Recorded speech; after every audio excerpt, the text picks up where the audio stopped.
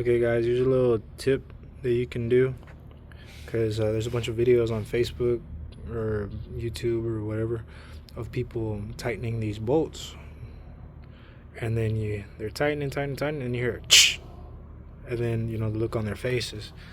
Yeah, it's gonna suck because to get it out of there is be terrible. Also, yeah, this isn't copper, so it's gonna be real hard to get out. So here's a little trick. So get this, put it in here. You can see there's a tiny little line that I put right there.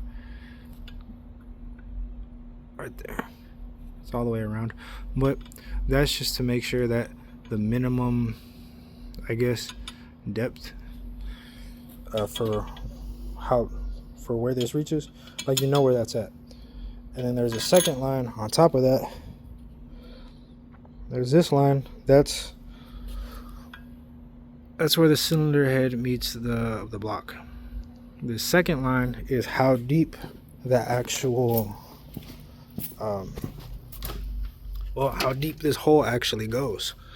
So just because you want to know, make sure you have enough room to torque it down. So that's basically just to make sure that these are perfectly clean. There's not some kind of debris in there that the shop air won't take out. You don't got some kind of chunk of something after cleaning off this block. So you can see it right there.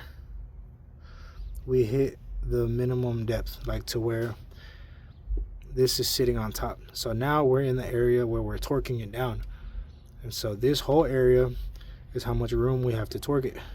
And now we're at the second line. You can go past it, but that's dumb, because you'll just break something in there. But yeah, just hand tighten to where it doesn't really want to do anything else, because you're not going to be that deep anyways, because that's as deep as it's going to go. So I put that little mark there. It's as deep as it's going to go without me breaking anything, because I can easily just keep going and break it.